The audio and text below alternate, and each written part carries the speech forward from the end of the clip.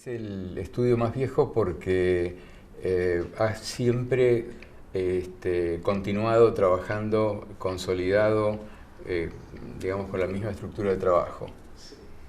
Y comenzó a trabajar con mi padre y Héctor Escurra en el año 31. Y yo me recibí en el año 60. Este, y en el 60 ya éramos, digamos, en esa época creo que mi padre tendría más o menos 50 años y, y era joven. Y trabajamos juntos 20 años, porque falleció en el 81. Lo mismo Escurra, que también falleció en el año 81. Entonces, la misma estructura de trabajo consolidada con distintos actores, pero es la misma estructura. Hay otros estudios, digamos, tradicionales que se han ido, digamos, disgregando, separando, y como el caso nuestro es un caso bastante único. A mí no me gusta decir que somos los más viejos, pero de alguna manera me siento sumamente orgulloso de eso, ¿no? Estamos en esta casa que proyectó Vilar en el año 40 y pico, nosotros estamos acá desde el año 60 y pico, 66, 67. O sea que son más de 40 años que estamos en esta esquina de Belgrano, viendo cómo se desarrolló el barrio, viendo cómo de casonas pasó a edificios.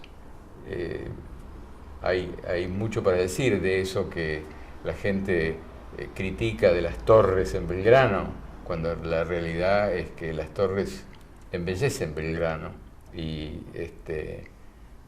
yo hablo mal de la Universidad de Belgrano, que es un lugar que está mal ubicado, digamos, en una zona tan residencial como esta. Pero bueno, el estudio, si bien quiero referirme a partir del año 60, en realidad la estructuración del estudio se hizo a partir de la obtención del concurso del estadio de River.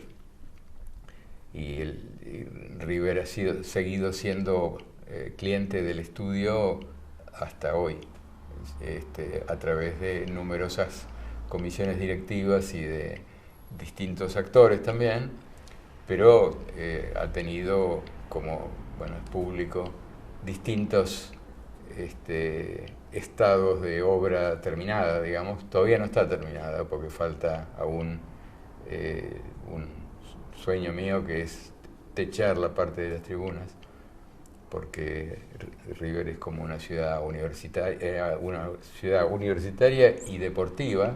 Universitaria porque tiene hasta terciario dentro de las tribunas, y las tribunas de River son el techo de una gran ciudad deportiva. Entonces eso trae muchos problemas. Entonces se necesita otro techo más. Digamos, para ordenar un poco las cosas, yo tengo recuerdos por décadas. Y la década la década del 60 es una década de edificios institucionales, como por ejemplo el Bank of America, que se hizo en la calle San Martín y en ese momento Cangallo, hoy Perón, y que fue una asociación que hicimos con el arquitecto Mario Roberto Álvarez, con quien hicimos varias obras, y representó para mí una experiencia muy interesante porque me abrió un poco al mundo. Tuve que viajar a Nueva York varias veces, a San Francisco, conocer edificios modernos en esos lugares y poder trasladar eso al proyecto del banco. Al mismo tiempo, digamos, hicimos uso de terrenos urbanos, como por ejemplo el edificio Panedile, que en la Avenida Libertador, entre Godoy Cruz y Sinclair.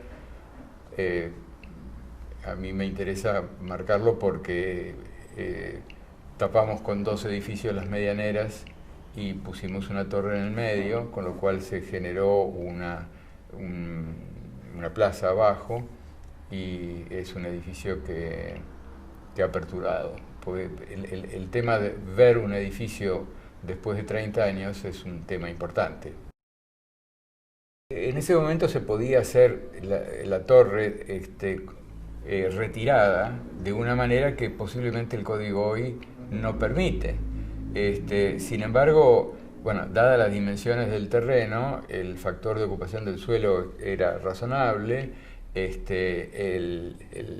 la separación del edificio principal, digamos, desde el centro de la calzada, es una calzada muy grande, es una tangente que puede llegar muy lejos, y tiene, obviamente tiene, no sé, no me acuerdo si son 28 o 30 pisos, y está complementado con 2 piezas urbanas que van tomando la manzana, ¿no? Creo que sigue siendo una propuesta interesante. Álvarez la repitió después en frente del hipódromo. Pero fue curioso cómo se produjo la asociación entre los 2 estudios, porque Panedile nos invitó a un concurso de ideas, y las ideas fueron expresadas de distintas maneras. Nosotros hicimos un anteproyecto muy completo, y resultó que Álvarez hizo un anteproyecto muy completo, y los 2 eran muy similares. El tratamiento de las medianeras en uno era por pisos y el otro era en dúplex, pero digamos el espacio era prácticamente el mismo. Y resulta que, invitado también al concurso el estudio de José Levich y Ricoeur, presentaron bien enfocado a lo que el cliente llamaba la idea, presentaron una carpeta llena de ideas. Y una de las ideas era esta, que estaba representada por un croquis. Y entonces, bueno, era la misma idea, y eso produjo una asociación de los 3 estudios, y trabajamos juntos y con mucha cordialidad y con lindos recuerdos. Esas son las obras que yo señalaría de esa época, aunque tuvimos también la posibilidad, por ejemplo, hicimos una obra chica para el Banco de Tokio, antes de la que actualmente existe. Hicimos una obra en la calle Maipú y Sarmiento, que tuvo como particularidad que se hicieron, era un lote angosto, 1250, y hicimos con un sistema de construcción que eran unas vigas premoldeadas, que tenían todo el ancho del lote, y se hizo prefabricación de esas vigas en un taller que tenía el arquitecto Migone, y se hizo muy rápido y con muy buena calidad un edificio en gran escala premoldeado, digamos, lo cual era un hecho bastante insólito. Y bueno, tengo recuerdos digamos, al final de esa década, en Palma, un momento en que hubo mucha vivienda económica. Había programas de vivienda económica donde intervenía la Secretaría de Vivienda e intervenía el Banco Hipotecario Nacional. Toda una estructura que partía de un fondo que era parte del sueldo de todos los asalariados de la Argentina, que en proporciones diferentes concurrían a un programa de viviendas. Y bueno, generamos nosotros, desde el estudio, generamos varias de esos conjuntos, como en Vicente López, en Sáenz Peña, que eran en barracas, que eran muy interesantes para mucha gente de clase media que podía adecuarse a vivir en 70 metros, 60 metros, y eran generosos en medidas y además con un medio de pago posible. En el año 68 tuvimos un encargo que no era común y que dio origen a una línea distinta de trabajo. La firma Otis eligió a 3 de sus clientes para pedirles un anteproyecto, y de esos 3 anteproyectos eligió el nuestro. Y se hizo una fábrica en la calle Uruguay y Panamericana, en el partido de San Fernando, que dio origen a nuestras intervenciones en obras industriales. Digo dio origen porque en general la industria estaba vista como para un trabajo de ingenieros, cuando la realidad es que cada industria tiene un programa sumamente complejo y en el cual entran desde la guardería infantil, pasando por la salud, la gastronomía, los lugares de trabajo, las oficinas, todo está integrado en una industria. Entonces, el trabajar con industrias era muy enriquecedor. Y además el arquitecto tenía, o tiene, un lugar que hoy no se discute, pero en ese momento era como bastante extraño.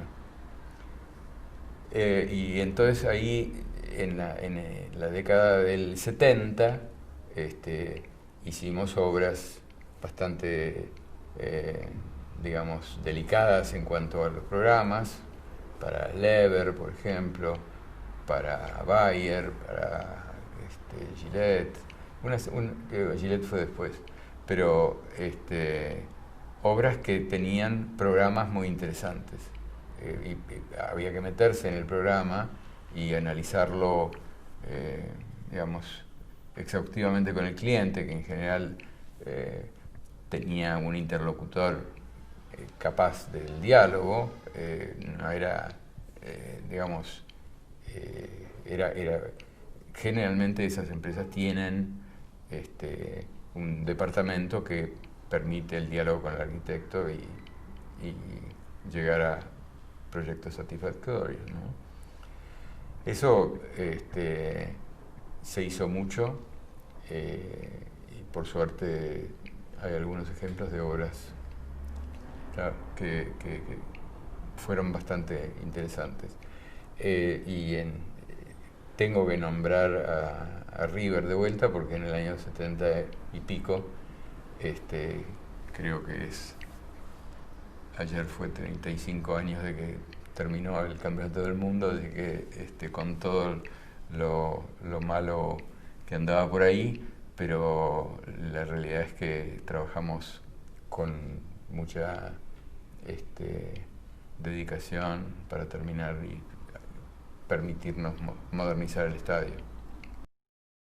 Me gustaría comentar el origen de una obra para Hext, que es un laboratorio que hoy ya no funciona como tal en Buenos Aires, pero el edificio existe y le han dado algunas vueltas a la forma de trabajar, porque Hext, cuando nos vino a ver, nos hizo mención a su sede en Frankfurt, y la sede de Hext en Frankfurt tiene, no sé, 100 edificios, y es una parte importante de la ciudad de Frankfurt. Uno de los edificios fue diseñado por Peter Behrens en el año 29 y tiene una característica que a nosotros nos interesó mucho, porque había ladrillo, porque había color, y trabajamos pensando que estábamos de alguna manera continuando la obra de Peter Behrens. Hecho que fue muy apreciado por los directivos de Hoechst en Alemania y su filial argentina. El edificio, digamos, tiene una extensión que está modulada en lo que yo llamo en vagones.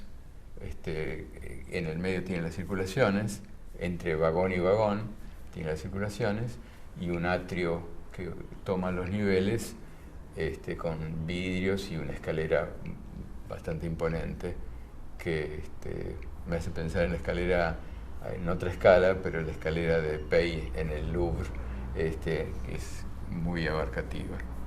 Y abajo de la escalera tiene un agua que corre sobre cantos rodados, que tiene un ruidito como un arroyo de Córdoba, y que completa un poco, y unas plantas.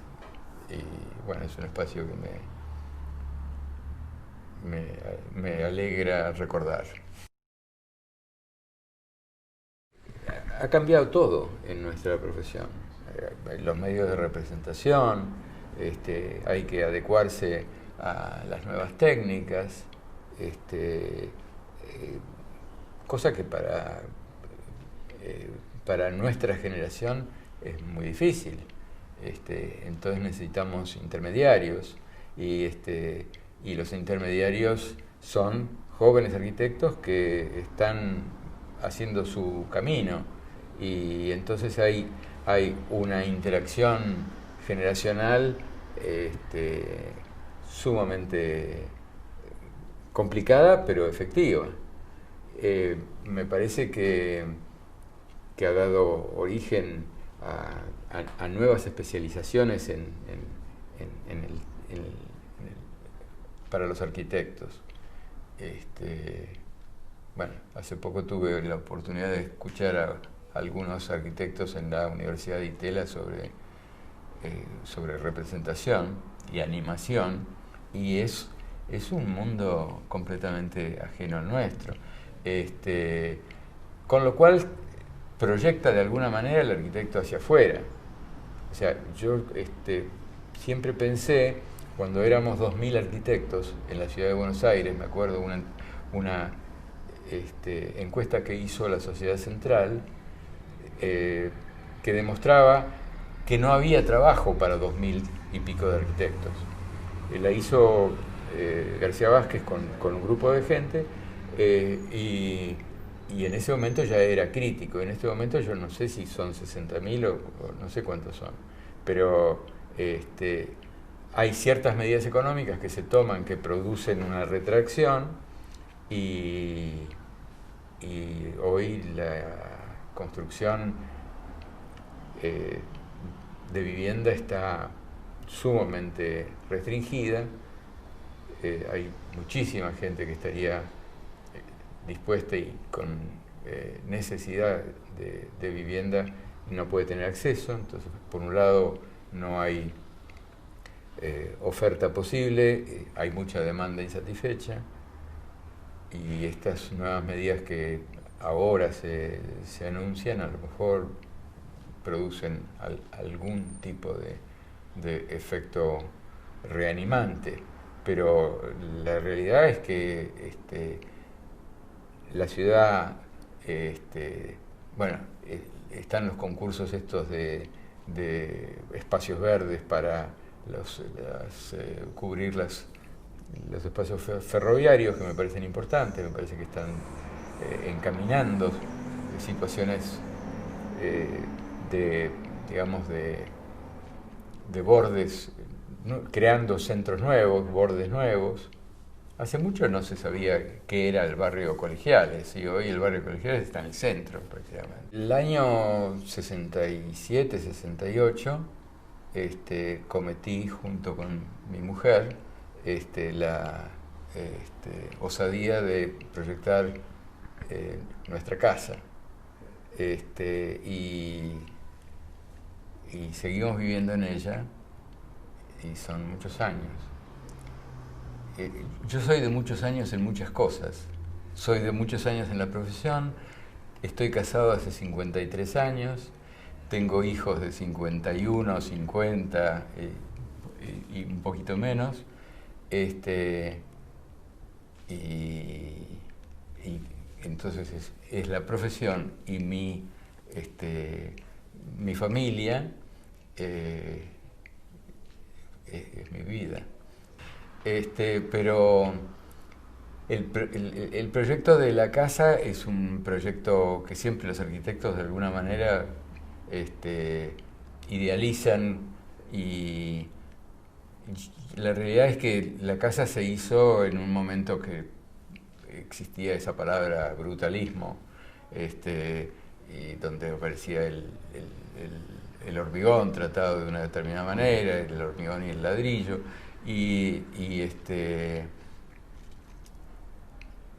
a mí me ayudó a pensar un poco la casa Eladio Dieste en el Uruguay, por un tema de bovedillas que se hicieron prefabricadas.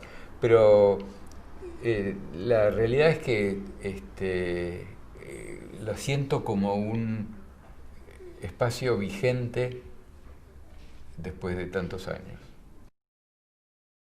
Siempre me interesó la Sociedad Central como un lugar de encuentro con colegas, y fui participando en diferentes comisiones directivas, con Paco García Vázquez y con Julio Kesselman.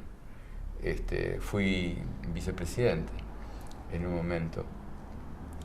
Y siendo vicepresidente de la Sociedad Central y miembro del Colegio de Jurados, tuve participación en el jurado de Puerto Madero, del Master Plan de Puerto Madero. Y la realidad es que fue muy interesante, porque ahí el jurado estaba presidido por un intendente idóneo que sabía mucho de la ciudad, y miembros tanto de la Sociedad Central como de la Secretaría de Planeamiento y jurados participantes y todo eso, que conformaron un equipo de trabajo muy, digamos, experto. Y hay muchas cosas que son dificultosas. No, hablar de proyectos frustrados, donde uno pone una cantidad de esfuerzo, y después por razones del momento, por razones circunstanciales, económicas en general, son las que marcan una frustración en lo que uno creía que iba a ser una especie de nuevo hijo, ¿no? Y bueno, yo le diría a los jóvenes arquitectos que hay que trabajar muchísimo para realmente concretar obras. Y además, yo he hecho algunos intentos de trabajo en el extranjero, pero creo que hay que pensar mucho en el mundo. O sea, no pensar solamente en la ciudad de Buenos Aires y los alrededores. Yo creo que el país necesita obras de arquitectura, y las va teniendo. Córdoba es un ejemplo, Rosario es un ejemplo, Mendoza. Bueno, yo viajo seguido porque tengo obras en Ushuaia y en Formosa, así que tengo recorrido el país. Pienso que creer que la actuación profesional puede darse solamente en el ámbito de nuestro país es mirar poco el mundo, y creo que hay que mirarlo más, y creo que también los arquitectos argentinos podemos salir y ampliar nuestras fronteras de trabajo.